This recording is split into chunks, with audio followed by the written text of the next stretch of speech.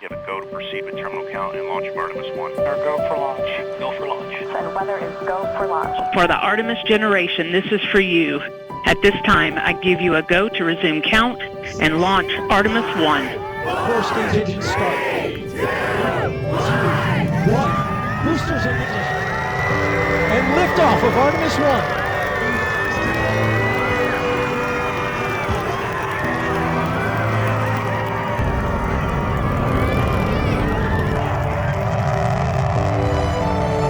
On November 16, 2022, NASA's Artemis I mission began a new era of spaceflight, testing systems that will take humans back to the moon and beyond.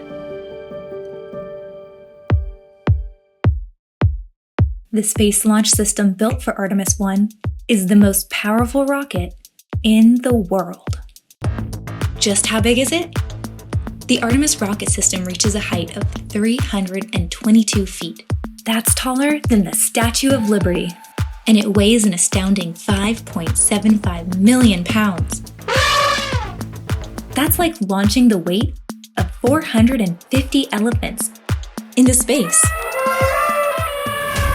It takes a powerful system of engines and boosters to get this massive rocket into the air and to propel the Orion capsule all the way to the moon. Fire.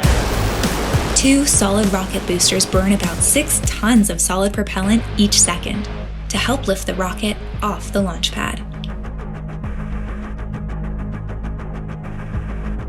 Assisting the boosters are 4 engines at the base of the core stage, which burn up more than 1,500 gallons of liquid propellant each second. Above the core stage is the Orion spacecraft. The launch abort system is a protection system for the crew during launch. The Orion crew module is where astronauts will go in future missions. Artemis I is an uncrewed test, meaning no humans are on board this time. The service module contains Orion's propulsion system, a single engine that will provide the spacecraft almost 25,000 pounds of thrust as it sends the spacecraft to the moon. Liftoff happens once the core stage engines start and the solid rocket boosters ignite.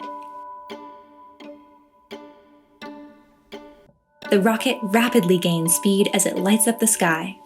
And here we go. 10. Hydrogen burn-off igniters initiate. 7, 6, 5. Core stage engine start. 3, 2, 1. Boosters in ignition. And liftoff of Artemis I. We rise together back to the moon and beyond.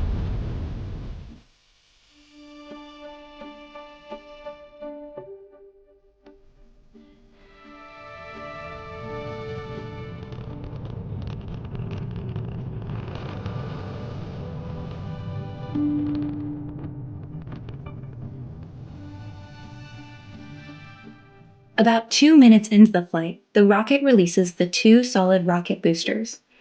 Standing by for solid rocket booster jettison and shortly thereafter.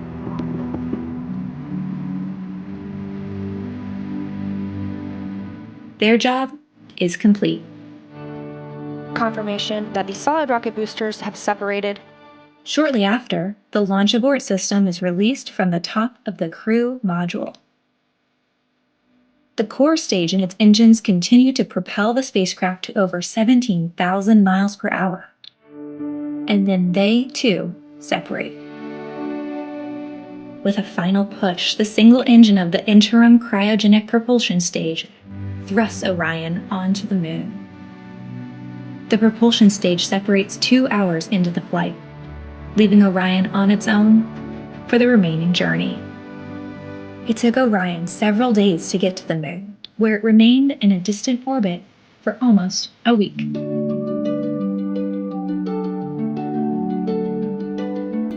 Then the spacecraft began its long journey home to Earth, where it faces the final test of the mission, re-entering Earth's atmosphere. Orion returns to the planet traveling 25,000 miles per hour, enduring temperatures nearly 5,000 degrees Fahrenheit. A series of parachutes deploy to bring its speed down to close to 20 miles per hour. so it can safely splash down into the Pacific Ocean. Artemis I was a historic step in sending humans back to the moon and beyond, taking the Artemis generation further than ever before.